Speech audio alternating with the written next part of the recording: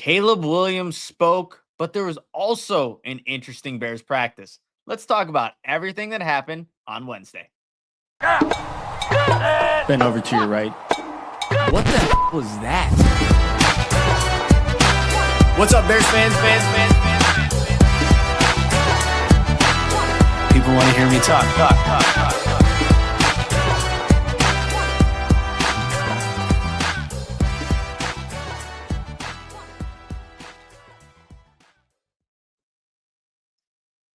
What's going on, Bears fans, and welcome to another episode of the Nicholas Moreano Show. I'm your host, Nicholas Moreano. Make sure to like, subscribe, leave a comment, and please share this Bears YouTube channel with a fellow Bears fan. It's good to be back, you guys. It's been a little bit since I've done a solo show. I've been doing some things with Herb Howard and the Bigs, obviously, but it's nice to kind of just get here on my channel to share, what I saw, what I heard from Bears practice yesterday, and also the press conferences for week 2 of Chicago Bears OTAs. So hopefully everyone's been good, had a good Memorial Day weekend, and just hung out. And I'm gonna talk about it. The freaking weather, man. What are we doing here? It's May. We're about to go into June. It's been raining. The sun has barely been out, and I'm tired of it. But I'm not gonna dive into weather talk. There's a lot of Bears talk that we need to discuss here, but hopefully everyone's been good and just been hanging out with family when you can. And, now is catching up with everything that happened with the Bears on Wednesday afternoon at Halas Hall. And you know what? I don't want to take too much time with this particular topic with Caleb Williams, because I think for a lot of people, it's a non-story, but also it wouldn't be a non-story if people are constantly talking about it, like myself right now. So that's why I want to make this brief, want to make this quick, because I thought when Caleb Williams went to the podium, it was, I think he did, to be honest, I think he did a great job with it.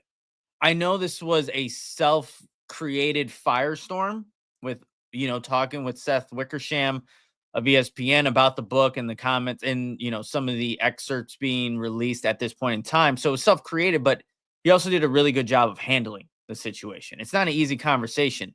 I'll have an article coming out on Bear Goggles On, but like typically in May, there's not these heavy, really off the field types of stuff that you talk about, but that's what was going on here at Halas Hall, and why Caleb Williams wanted to address it when he did. Maybe a week earlier would have been even better, but I don't know if that was Caleb's choice or the Bears' choice not putting him up at the podium. But every time Caleb Williams has had an opportunity to speak on tough times, he's done a good job with it, I think. And I've always seen the comments about him with the ums. I do them too, but that's a tough conversation.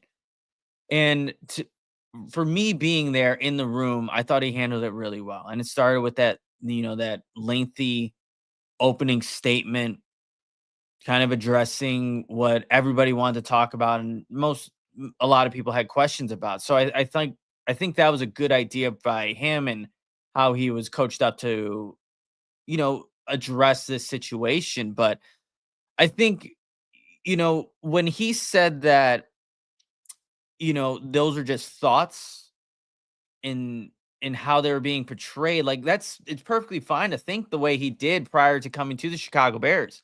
He mentioned in that opening statement, like they hadn't had a 4,000-yard passer.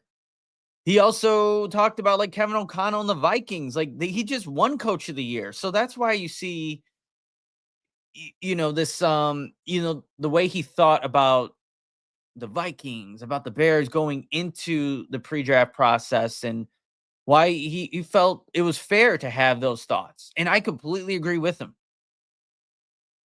But he answered the questions about, just one,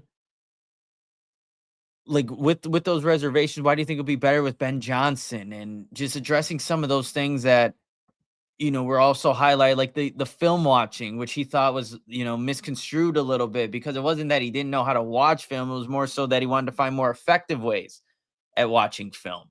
And maybe that got lost in context there. So I just think that the way he wasn't shy of any questions, didn't kind of run away from it. He stood at the podium. 14 minutes, 34 seconds and spoke.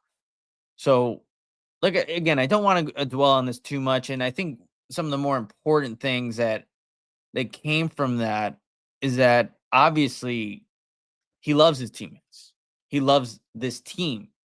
He loves the challenges of wanting to take this Bears franchise and move things around. And as Caleb Williams always has, he ended the press conference with his signature, "Da Bears," and left off like he always has. During that 10-game losing streak, when coaches were fired, not fired, or should have been fired earlier, he kind of just he was himself. He was the same thing. He was the same way he had always been. And the thing is, you guys, and this will be the last thing I kind of say about this, because like I said, I don't want to go too long about this non-story story. It's going to come up again. The book has not been released. Scheduled to be released early September, actually after that Bears home opener against the Minnesota Vikings on Monday Night Football. So this will all come back. There'll be more details that haven't been revealed that will be new. Caleb doesn't seem too concerned about it. Doesn't really have an interest in what else is going to be revealed here, but it'll be back. But I think, like he approached it on Wednesday in his press conference, it'll be the same way he approaches it, when it obviously gets asked about again come September. Hopefully, the Bears have one win under their belt by then with their home opener against the Vikings, and more people are talking about maybe that performance than, what else is being shared there. So that was Caleb Williams, and obviously we heard from Ben Johnson. We got to hear from Montez Sweat, Chase Daniel as well. Case Keenum. Why am I Chase Daniel? I see a tweet from Chase Daniel. That's maybe why I'm seeing that. Case Keenum. Case Keenum was awesome. I love listening. I think it was right after the press conference. I was talking to Herb Howard because we did a video afterwards. I'm like, I'm going to talk to that guy a lot in the locker room. Just he has so much knowledge about the game, and he just seems like a cool dude to talk to. Case Keenum, not former Bears quarterback Chase Daniel. Guys, let's before I kind of get into those press conferences, I do want to talk about the Bears practice, because I think that kind of got overshadowed a little bit with Caleb Williams speaking and addressing the comments about Seth Wickersham's book and just some of the details that were revealed there. So I do want to talk about practice, because I thought it was one that had some interesting noteworthy notes from it that I had in my notes here. I mean, I think the first thing that really stood out, especially when you're watching the team period 7-on-7s, is, Ozzy Trapilo, your Bears second-round draft pick out of Boston College, getting all the starting reps at the left tackle spot. And that was a difference from last week, where you had Karan Amagaji playing that position and being the starter for that practice. This was Ozzy Trapilo's time. Karan Amagaji was available. He was there. He was at the second team. So you got to see Ozzy Trapilo. And from what I saw, from my vantage point, we're on the sideline. So we actually got to see the players actually run their 7-on-7s and team drills right in front of us, which was nice. And it was on the outdoor field, so you get a little bit more space to see things. I thought he held up pretty well. It was actually what was a little surprising, but maybe not at all in the same light here. Dominic Robinson was he was working Darnell right, you guys. No pads, just helmets. I put in my notes, like, 90 pass rush versus Caleb. Throw deep down the right sideline, out of bounds to Rome. Speed off the edge, Dominic Robinson. And to be completely honest, when I was making these notes, I'm like, man, have I had these same notes about Dominic Robinson last year or even the previous OTA summer camps? Probably, right? This is like a time for him to, make some plays, but like, you need to see that. You need to see him available during the season, but also make plays during the regular season where it actually counts. So Darnell Wright, there was at least two reps that I saw that I made note of where Dominic Robinson won those reps, disrupted the play, and either would have taken down Caleb Williams or forced an incomplete throw. So got to see that. But going back to Ozzy Trapilo, there wasn't, not to say that it didn't happen, but there wasn't any reps where I saw, man, he just could not handle Dio Dengbo on that left side there. Could not handle him. I didn't come away with that takeaway watching Ozzy. The big human being working that left tackle spot. So that was right now I think it's encouraging to see, but Ben Johnson was asked about that in his press conference after the practice. Like they're moving guys around at this point. When Braxton gets in, obviously Braxton gets back to being healthy. Braxton Jones, they want to see what obviously he's going to be able to do moving wise and just how he feels after the injury. So it's going to be something to monitor, especially during training camp, you guys. OTAs where you're not in pads and you're still installing so much offensively and defensively. I'll make note of it. Like I'm always going to make note of it, but I don't know how much weight I'm going to put to who's winning reps or who's starting where or when it comes to training camp, when you see some of these preseason games, when you see the two joint practices they're going to have against Miami and Buffalo, that's where I think it counts a little bit more. So Ozzy Trapilo, left tackle, an OTA practice week 2 on May 28th. Note it down. The other thing too, like this is the first thing that I tweeted once practice is over, you're allowed to tweet. I know there's a lot of people that are like, where are the updates at? What's going on? It's technically with it being a practice that obviously no fans are at when training camp happens. We have to wait till after the practice to share photos, videos, or takeaways like a lot of people do. One of the main things that really stood out to me was Tremaine Edmunds. I mean, in the middle of the field, the thing is, like, I know people are maybe I've been critical of Tremaine Edmunds before in the past, and I want to see him have more of an impact, but he is just a large human being to throw over or to try to fit a ball into a tight window. Caleb saw that firsthand. Saw it firsthand on 2 instances. One, it was to Devin Duvernay in the middle of the field. I believe he ran like a dig route just in the middle of the field coming across, and Caleb tested it. He also saw the answer of what happened on that play, and that was Tremaine Edmunds getting in front of the play, the pass, diving down and making an interception. Not going to work there. Now it's in a 7-on-7 period. Later on, in a separate 7-on-7 session, another ball was thrown in the middle of the field. Number 49, right? Tremaine Edmunds was there, and it was intended for Rome Odunze. I didn't know the exact route concept or what Rome ran, but he was in the middle of the field. That ball got deflected in the air, ends up in Jaquan Brisker's hands, and he's going down, yapping down the sideline saying, look at me. Look at Tremaine. They're in coverage, disrupting the play, and making something happen for the defense. And, when I tweeted that, I didn't look, those are obviously good plays for Tremaine, and on the opposite end, like not the best place for Caleb, but it's not, I don't know. So there's a lot of bears. Oh, it's over. Done. Caleb's a bust. Like, settle down. Let's settle down. It's 7-on-7, no pads. Like, test some things out. That's that type of play, work in the middle of the field, is a staple in Ben Johnson's offense.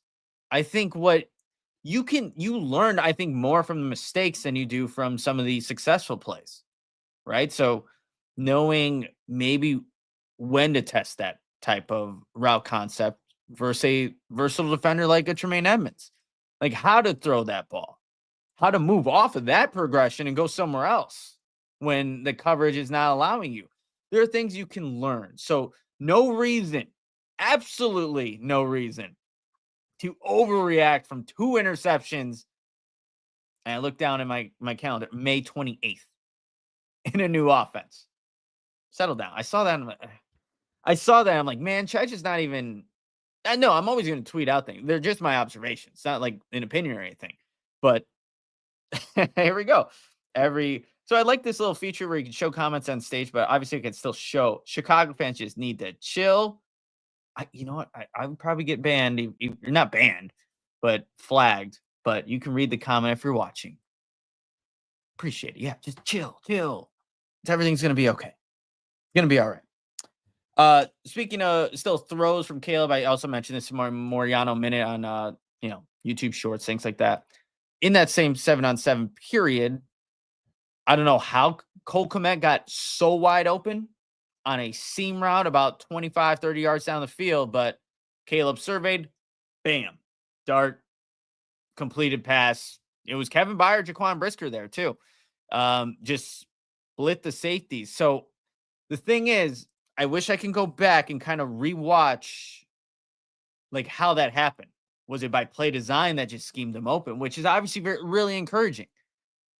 Al Harris is back there with the defense kind of directing and talking people through whatever happened. But to know that, hey, this was a busted coverage, maybe by design, maybe by the players on defense's fault, whatever it is, it happened. Caleb saw it, recognized it, hit Cole Kmet for a huge play downfield. You're going to learn. Defense is going to learn too, just like the offense. And when the defense makes mistakes like that, you capitalize. Happened right then and there on that play. Really quickly too, I think we gotta, as I'm like looking through my notes over here, just write them down on my phone and things like that. Nahshon Wright, cornerback number 25 here.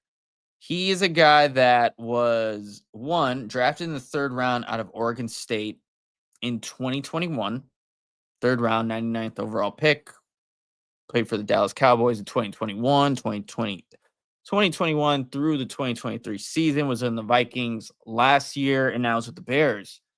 Jalen Johnson was not at Wednesday's practice. So Nahshon Wright he's actually been a guy that not only this past practice, but last Wednesday's practice, he's been getting reps with that first team. He like subbed out for Tyreek Stevenson, one play. Tyreek comes back in, but when Jalen Johnson wasn't there, you saw Wright, number 75, a 6'4", 185-pound corner in there.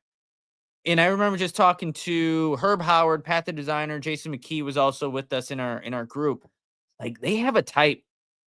They do have a type at the cornerback position because it's not just him.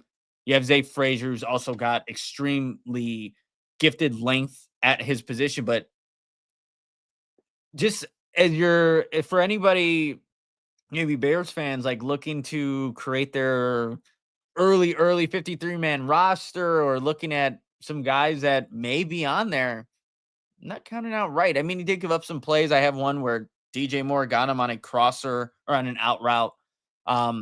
Just in the, I can't remember for his team or the 7-on-7, but he did get him. But he's out there. So there's something that the Bears obviously like, something that he's showing to Dennis Allen, Al Harris, guys like that. So keep a note. You heard it here first. Nahshon Wright, number 25. Lengthy, man. Lengthy corner. You know what, you guys? I have some other takeaways from practice here that I do want to get to, including some, I don't know how much I can get into the F-bombs that Ben Johnson threw. But it's just, I don't know. I kind of like hearing it. Just something about it. It's like, yes, yell, yell, just be a football coach. It reminds me of my high school days, to be honest with you. Let's do a quick break and then get back to, some of the press conferences as well as some of the other notes I have from practice. But before we do, I have to tell everybody about my friends at Windy City Sports Cards. They specialize in buying and selling all things related to Chicago sports. Whether you are a diehard fan of the Bears, Bulls, Cubs, White Sox, or Blackhawks, they've got you covered with an extensive selection of sports memorabilia and collectibles. In addition to those Chicago-focused items, everybody, they also offer a vast collection of sports trading cards and memorabilia from your favorite teams and players. Visit their online store to find exactly what you're looking for to complete your collection or to discover a new favorite. Check them out at 312-WindyCitySportsCards.com. That's 312-WindyCitySportsCards.com. And then everybody, I need you to go check out, if you haven't already, and it's been cool seeing some people comment that they have been trying out Protein 2.0. Look, I mean, I'm always gonna I love the orange mango flavor. Kind of matches the jacket, bears, whatever. But if you're looking for an alternative to protein shakes, we get it. Some of those whey protein shakes, you can taste the whey, whatever it may be that's in the protein shake. You can take. This is literally, I don't know. It's got a, kind of similar to it's a sports drink that you can drink, that you can get your 20 grams of protein, but you also get your 350 milligrams of electrolytes. You can't beat that, man. You can't beat that. And if you're watching the YouTube stream, it's available at Amazon and Target. So widely available for you to go check out and try. I highly recommend it. There's a bunch of great flavors. I just love the orange mango. And they do have this simple goal there at Protein 2.0. They just make it easier to get the protein and hydration your body needs without all the unnecessary junk. So check out Protein 2.0. Let them know. I don't know who you're going to let know. Cashier, hey, Nicholas Moreano said to try this. Cashier will be like, yeah, who's that? But that's all right. You can try it, pick it up, and, you can thank me later. So Protein 2.0, Wendy City Sports Cards, love them. I also love all of you and appreciate you for tuning in, hanging out with me on your Thursday morning. Another episode of the Nicholas Moreano Show. Make sure to like, subscribe, leave a comment, share this YouTube channel. Be great. Okay, just looking at some of my other notes, I had 99 would have had a sack on number 17. Oh, who's at 9? Jervon Dexter. Man, I don't know. Like, obviously, I think if you're like keeping track of, I know you Bears fans, you guys are on it at all freaking times, but social media, he's been posting a lot of workout videos that he's just been doing, and just he's already transformed his body, but now it's maybe redefining his body at this point, but he looks good. And I get it, not in pads, but broke through, got a sack on good old Tyson Bagent. That would have easily blown up the play, but of course, don't touch quarterback. Tyson rolling out, still tries to make a play on that. I also have Sean Wade, number 26. That would be a DB. Should have had a pick, but somehow it goes through his hands. You have number 20. I think that's Walker from Texas A&M. Yep, the wide receiver ends up on the ground, and then somehow the ball just kind of magically falls to him, so he corrals the football while he's on the ground and takes off. So you got to make those plays. Actually, this was something that I did want to mention in the video I did with her, but just kind of completely forgot. You saw a lot of Olamide Zaccheaus, no Luther Burden again at practice, no Colston Loveland participating in practice. I don't know. I couldn't spot them on the field, but maybe they were there. So I can't, I don't know about that, but they weren't participating in practice. So again, going back to this, Olamide Zaccheaus definitely got some reps, got some looks. Man, I had him for 2 clear drops in this practice. There was a 1 3rd down play where Caleb's trying to target Olamide on an in-breaking route. It's a tough contested play by Tyreek Stevenson. So credit to him for being in coverage and making that play difficult to complete. But I see the ball hit Olamide in the hands, and it drops. 3rd down, Richard Hightower's yelling, get the punt team on the field. Punt team goes out there. There was also, and that was a play closest to our sideline. There was another play later, and I don't think I might have this in my notes. 3rd down drop. No, that's 29 in coverage. 7-on-7. It might have been in the 7-on-7 period as I'm scrolling down really quick. 14. Okay, yep, 7-on-7. 14 wide open. Drop left side. Hit hands. And I made sure right again and drop. Like there's nobody around him, you guys. I think it was just one of those where Olamide was like almost looking upfield before securing the catch, but ball hits him right where it needs to be, drop. 7-on-7 period. So 2 drops from Olamide. And this is a wide receiver room now where there's a lot of competition. Devin Duvernay, like I mentioned earlier, when Caleb Williams threw one of the interceptions, he was the one targeted on that play. Like they're all going to be fighting for playing time. And then when you add in and mix in Luther Burden, your second round draft pick, like there's only so many footballs, one that are going to go around, and there's only so many reps that each one of those guys are going to get on offense, given the playmakers that they already have. And Colston Loveland's obviously going to take reps from whoever that third wide receiver is, because you're going to be in 2 wide receiver set or 2 tight end sets. So it's still early on. It's freaking the end of May here, but you do just want to show that you can be reliable. 2 drops from Olamide Zaccheaus there. I do have also in my notes, I think one thing I'm going to really be monitoring from Caleb Williams' offense is the deep ball and how that can improve from year 1 to year 2. And Caleb Williams had an opportunity to hit Devin Duvernay down the left sideline for a huge play. 25 was in coverage, and Sean Wright. Devin Duvernay gets by him. He gets past him, has at least 2 steps on him. The ball is thrown too far out in front.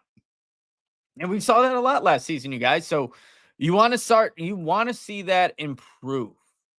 You definitely want to see that improve. The deep ball accuracy, placement. Is that on the wide receiver? Is that on Caleb? I'm not going to put blame to anybody, but it was incomplete. So it's everybody's fault.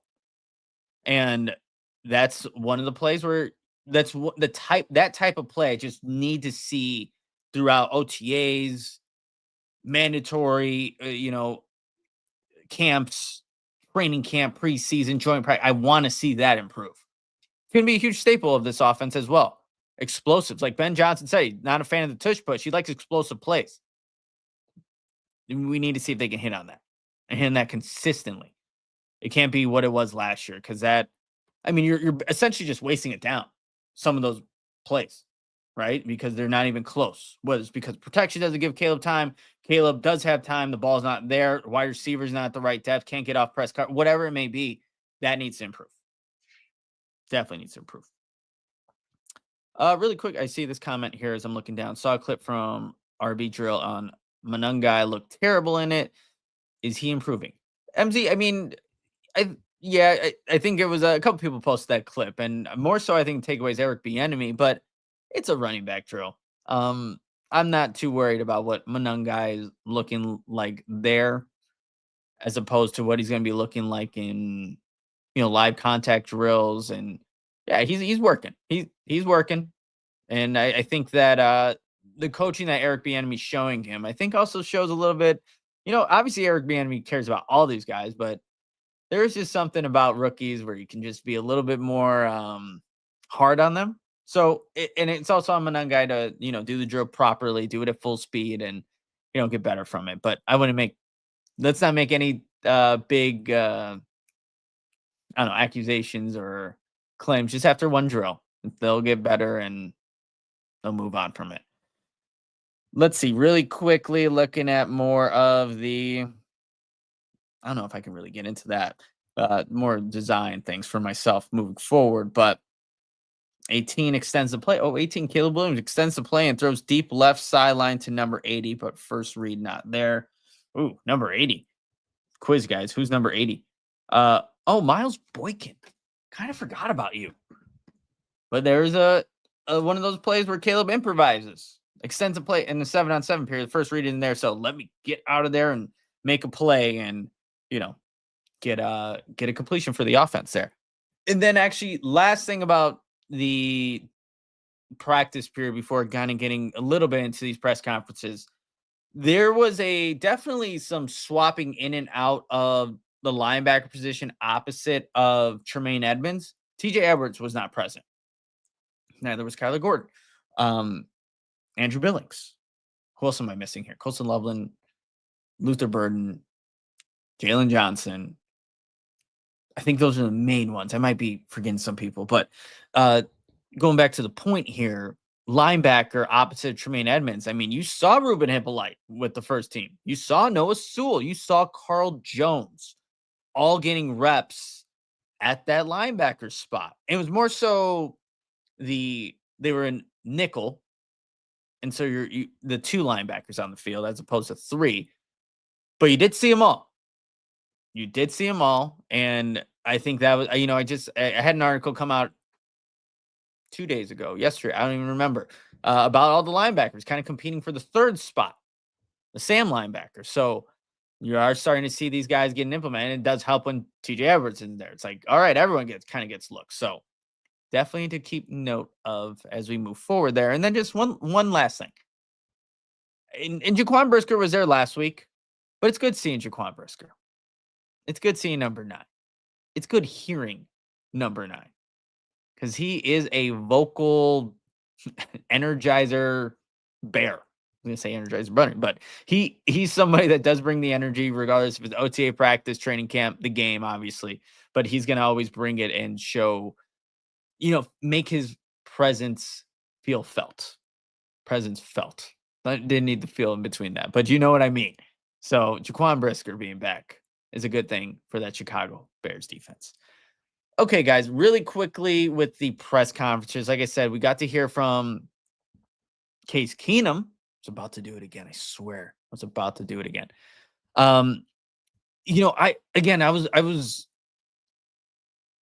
as I don't know if this should be surprised, but I loved listening to Keenum in his press conference. And I don't know if it's just that he kind of has almost like this dad vibe to him, being the elder statesman in the room, but he does have he's so knowledgeable, but he's going to be such a great asset, I think, to Caleb Williams, Tyson Bagent, and what you like hearing the comments that Caleb is just a sponge. He wants to hear from Keenum and his knowledge of things and why, things are ran the way they are and all that stuff. Like, you want to hear that. And that's what Keenum was highlighting.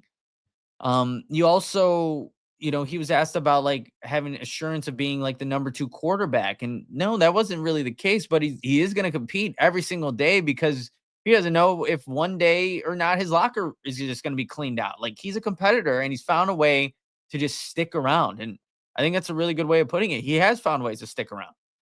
And if he wasn't injured, last year for Houston, like, who knows? But obviously CJ Stroud is a great quarterback, and Keenum highlighted that, but he does find ways to stick around. And I think it's interesting that this 15-minute initial meeting that they were supposed to have between Keenum and the Bears ended up being hours long because Keenum can just talk ball all day with a guy like Ben Johnson. And he said they see the game similarly, and there are certain aspects that they don't quite agree with, but that's what makes it so enticing to have another mind like that in the room for the quarterbacks in general to just learn off of, to have kind of like that guide, someone that's been through, everything, playoff games, different teams, different offenses, different stages of his career. He's been through it. So it's going to be a great asset for, the Bears and that entire quarterback room. And then there was Montez Sweat, you guys. Actually, you know what? Here, Eric Bochan, before we go there, would it be a surprise? Would it surprise you if Keenum is a backup quarterback by the end of camp? Ooh, would it be a surprise is a good way of phrasing that, Eric, because I was actually, talking to Courtney Cronin just really quickly, like, about like, does Keenum have a shot at number 2? And I've been thinking about that a lot more lately. And I think he has a shot, but I still ultimately believe Tyson will get that role. I mean, that's what I feel right now here in late May, but I think there's a shot. Like, I don't know. I don't really see Tyson Bagent falling off because just in case, Keenum talked about this. Like, he is so well prepared. He is so competitive that he's going to want to get things right and do things the right way and put himself in position to succeed. So I don't know if I see like Tyson for whatever reason just falling off, but again, would it surprise me? No, but I still think Tyson Bagent will be the Bears' number 2 quarterback. So I appreciate the question there, Eric, before moving on really quickly to Montez Sweat. So Montez is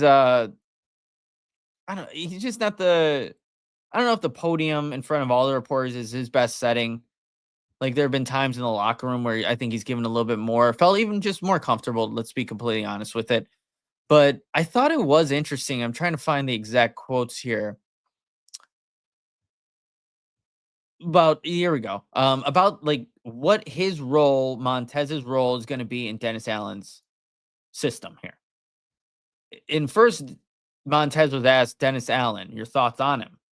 Oh, yeah. And he thought about this answer, you guys. Oh, yeah. He's a very complex individual. He has a lot of fronts and schemes and things that he can attack the offense with. So, yeah, he's a great guy, smart. And then someone followed up with it. Why is Dennis Allen complex? Well, I mean, I'm trying to learn a new defense right now, so it presents its challenges, different fronts, different coverages, and things like that. It's just more than I heard to learn in the past, I would say. So he's definitely a little more complex than the DCs I had in the past. So, I don't know. Listening to the Montez, I mean, I feel like this defense is obviously it's a lot more than what he's used to, but how's that going to help Montez?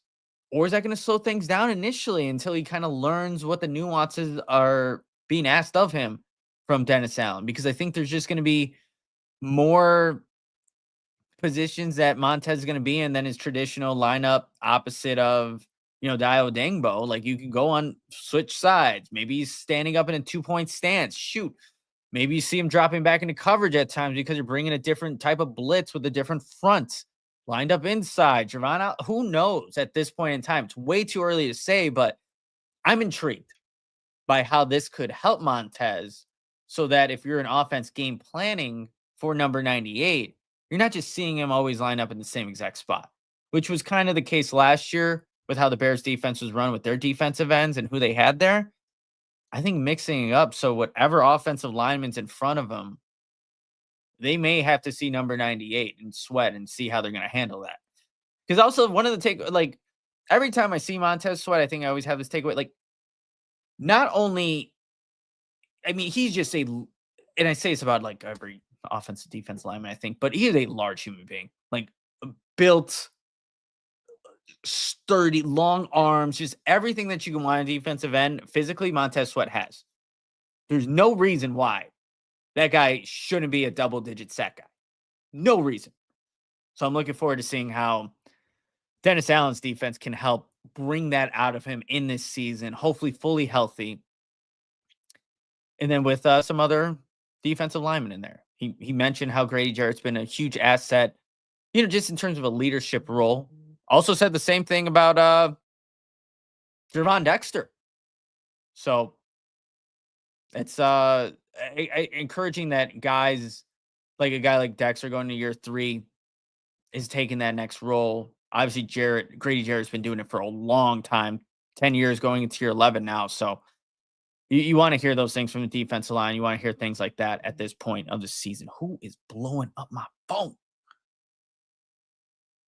Damn. Sorry. It's my dad. I'll have to show him that part in the stream here. But guys, look, that's Shamar Turner. You know what?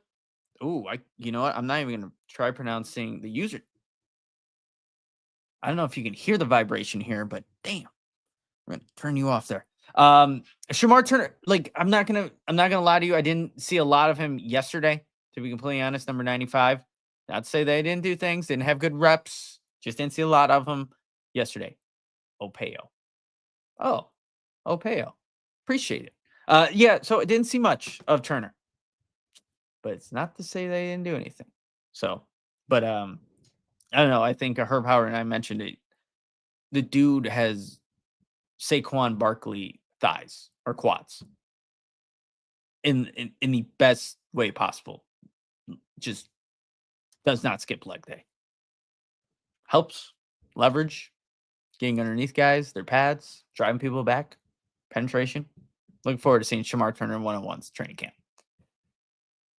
Just call him Obi. All right, guys. Let's we're getting the 40-minute mark. I have things that I gotta do right after this, and it was fun being on here talking with all of you. Appreciate everyone for hanging out. Did not say I was doing a show, but you showed up anyway because you guys are awesome. So make sure when I do future shows, have that bell notification on YouTube. Like, subscribe to the podcast. It's also going to be, if you're an audio listener, Spotify, Apple Podcasts, Amazon Music, all those places. So make sure you tune in there. Leave a comment like that. Subscribe on there as well. It just grows the YouTube channel and gets the algorithm. This Bears YouTube channel in some of those, Bears fans that haven't watched this. So It'll be fun to continue growing this and seeing where this goes, especially during training camp time. Those are going to be fun episodes. So everybody, everyone have a great rest of your Thursday. I am planning on doing a show tomorrow. And actually, I see Eric Bochanan again. You're doing a show with Herb. I'll have to talk to Herb with that. I mean, we did our video yesterday, so I'll see what he says. But if not, I will plan on being here on the Nicholas Moreano Show. If not, we'll be doing things on the Bigs YouTube channel at It's the Big. So go check them out as well. Give them a like, subscribe. Everything that I tell you to do on this channel, do on their channel. Really appreciate it. But everyone, have a great rest of your day. Appreciate you for hanging out, and we'll talk next time. But until then, adios, Bears fans. Bend over to your right. What the was that? What's up, Bears fans? People want to hear me talk.